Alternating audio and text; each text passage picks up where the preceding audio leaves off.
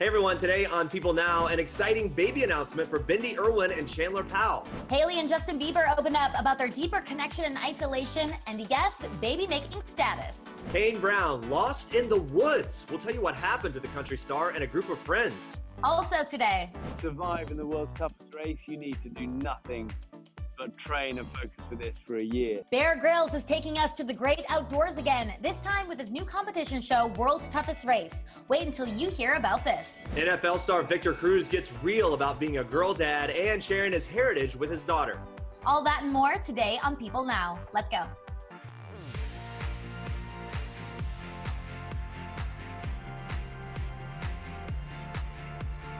Hey, what's up everyone? Welcome to People Now. Good to see you. I'm Jeremy Parsons here in New York. What's up, Andrea? Hey Jeremy, I'm Andrea Boehlke here in Wisconsin. We have a really exciting show today. I got to talk to GRYLLS.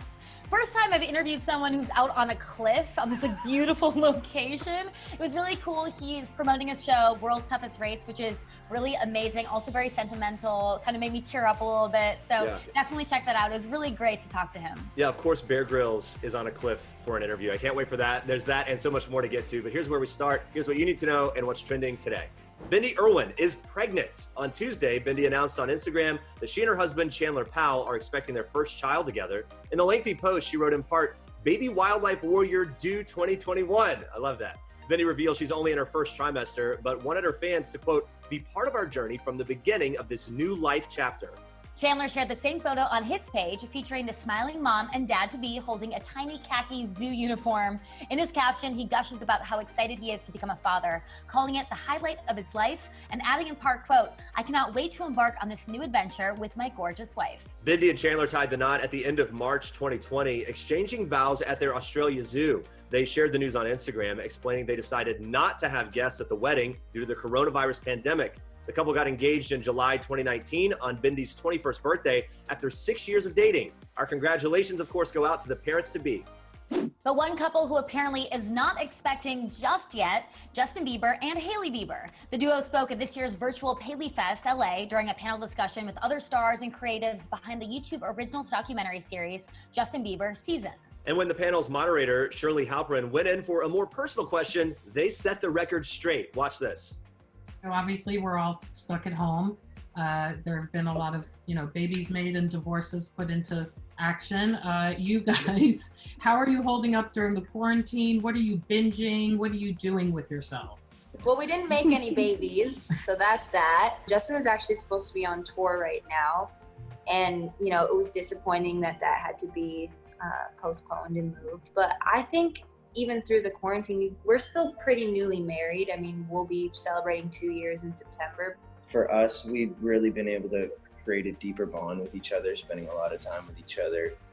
All right, so no babies, but it seems like they're having a good time together and bonding. Sometimes I think isolating together can be a bad thing, but it seems like for them, they're really getting along and having a good time. Yeah, I think it has its ups and downs for sure, but there is something special about that amount of time together that you kind of get to new levels that maybe you didn't even know you could get to. Guys, you can watch that full interview now. It's on the Paley Center for Media's YouTube channel. You can also watch all episodes of Justin Bieber's Seasons, streaming now on YouTube as well. Kane Brown is telling the real story after multiple outlets reported he had to be rescued by police from his own backyard. So it turns out the country music star was exploring his new 30-acre property when he and a group of friends lost their way.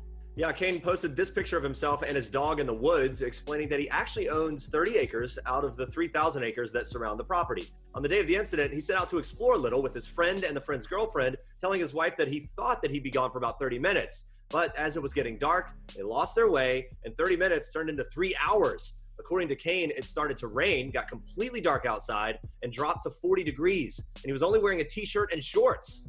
So Kane called on his last resort, fellow musician Ryan Upchurch, who lives in the area, to find them, which he and a friend did using GPS.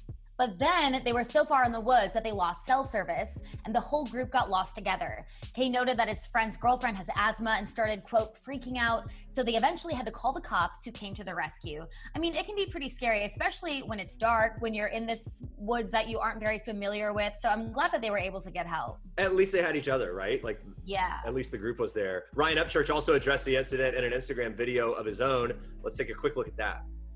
Okay, look, I see all the memes and stuff about Kane Brown. Yeah, they're kind of funny.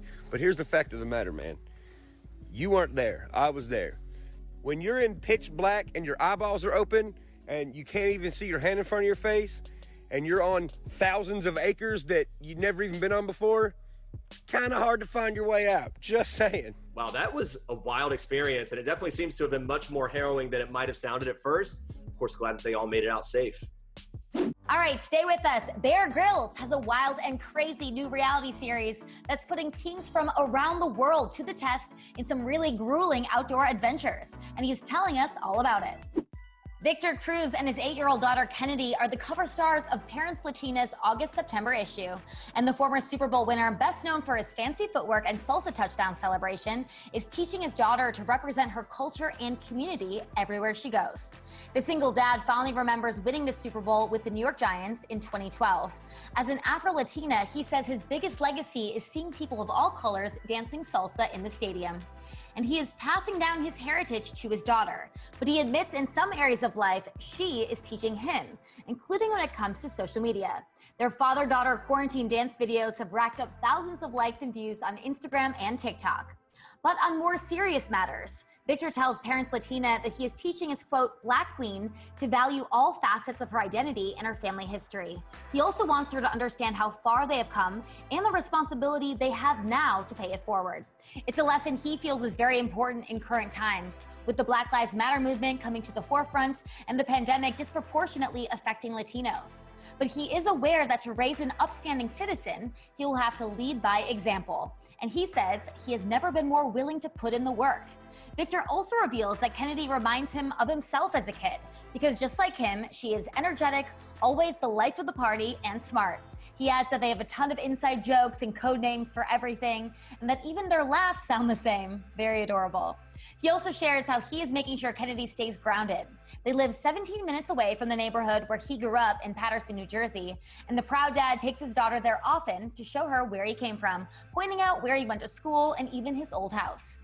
He says that by explaining to her his journey, he can help her understand that they have come a long way. But he says now it's up to her to take it even further.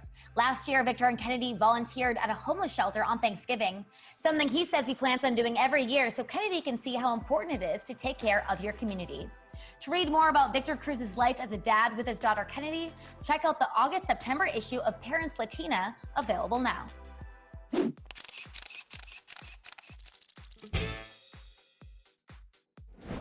66 teams from 30 different countries have descended on Fiji. I have no clue what to be afraid of. I'm about to find out.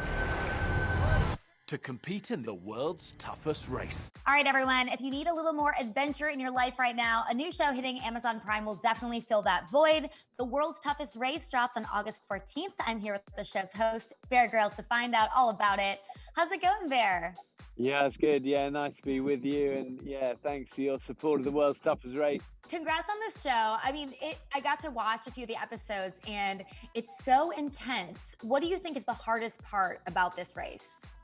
I think just the relentless, time scale of pressure.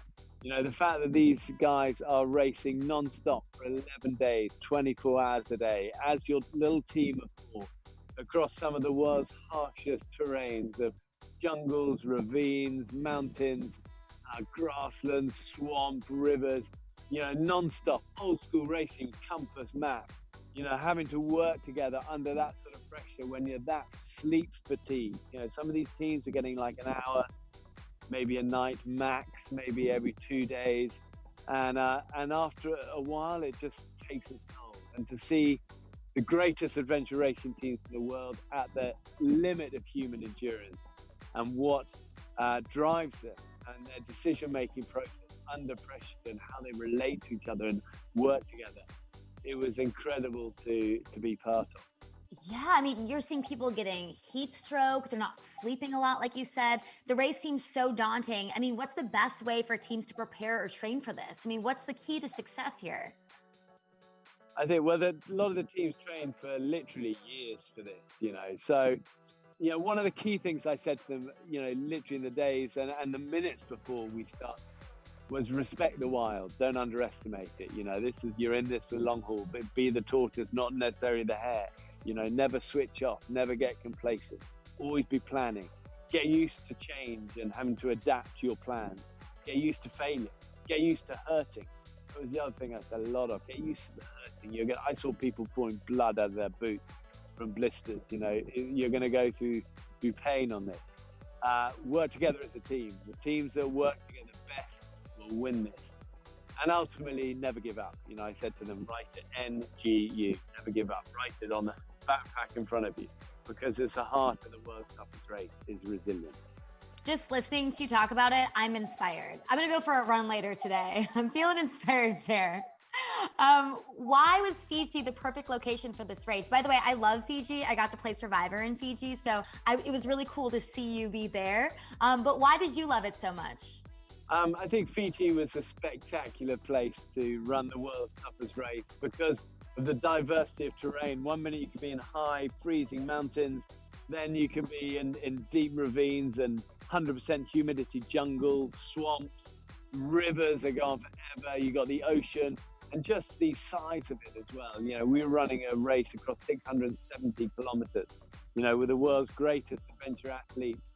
And the last eco challenge ever run 17 years ago was in Fiji. So bringing it back and making it even bigger and better, it felt fitting to do it where it all, you know, last started. Yeah, I thought it was amazing. Now, you're known for being able to survive in the wilderness. How well do you think you would do if you were in this race? I think it's a tough one. Yeah, I mean, I've done so much of this over years. These long expeditions, these long adventure endurance, you know, journeys. And it was a big part of my life in the military. It's been a big part since. But I think to survive in the world's toughest race, you need to do nothing but train and focus for this for a year. You know, some of these teams were training for years for this. You know, and I think I said to the guys, the closest I think that comes to this is the Special Forces selection that obviously I went through years ago. But this, in a way, is harder because you're not on your own. You've got to do it as a team. You've got to, at times, carry each other. And, you know, if one of your team drops out, the whole team's out. And I think that team element was a whole different factor, but a really unique and special part of the world's toughest race, of what makes it hard, but also what makes it powerful, because you see those friendships under fire, but coming through. And the power of friendships is amazing. It is really emotional and moving at points to see everyone work together. You've taken on the wilderness with plenty of celebrities over the years on your series Running Wild. If you could build your dream team for the world's toughest race with a few of those celebrities, who would be on your team? Oh, wow, it's a tough one. You know, I've taken so many amazing people for Running Wild over the years. You know, it'd be tempting to go for like maybe the Obamas, and then the highest paid sports in the world, the Roger Federer, you know, or I don't know, then there'd be some strong girls as well. You know, I look at like Kate Winslet and Michelle Rodriguez and, you know, Julia Roberts, so many inspirational people like that. But I think what I've learned is that the wild doesn't care who you are. That's the truth. The wild doesn't care. You know, you got to pick on just raw character. And the world's toughest race is such an example of that. You know, these are people who at this episode 1 on that start line, you have no idea who they are because they're not global superstars. But by the end, you love them so much because of their journey and what they've been through. And, you know, you stand alongside some of these like military veterans with disabilities who are racing, or cancer survivors, or, you know, these young Indian girls who were defying so many odds and showing the world of how strong women could be in these big sort of races like this. And I would pick, in a long-winded way to answer the question, I would pick on character. I would pick Mr. Resilient. I'd pick Miss Resourceful. I'd pick Mrs. Kindness. And I'd pick Lord to Never Give Up. I love it. That's a great answer to that. Last thing really quickly, I was on your Instagram when I was looking stuff up, and there was this recent rumor that Meghan Markle wanted to make Prince Harry the next Bear Grylls. You know, you put it on your Instagram. What would your advice for him be? What are the top 3 tips to being you? I think, listen, Prince Harry's a survivor already. He's an incredible guy, loved by many. And he's done it for real for so much of his life anyway. You know, his military service was incredible. I think he would make a great adventurer, and yeah, go for it. All right, Bear, thank you so much, and congrats on this. All right, coming up tomorrow, we're catching up with the cast of the new Netflix movie Work It. Sabrina Carpenter, Liza Koshy, and Jordan Fisher. Plus, we'll be hearing from some of your favorite celeb parents and famous families in this week's People Families issue. Thank you so much for watching. We'll see you back here tomorrow. Bye, guys.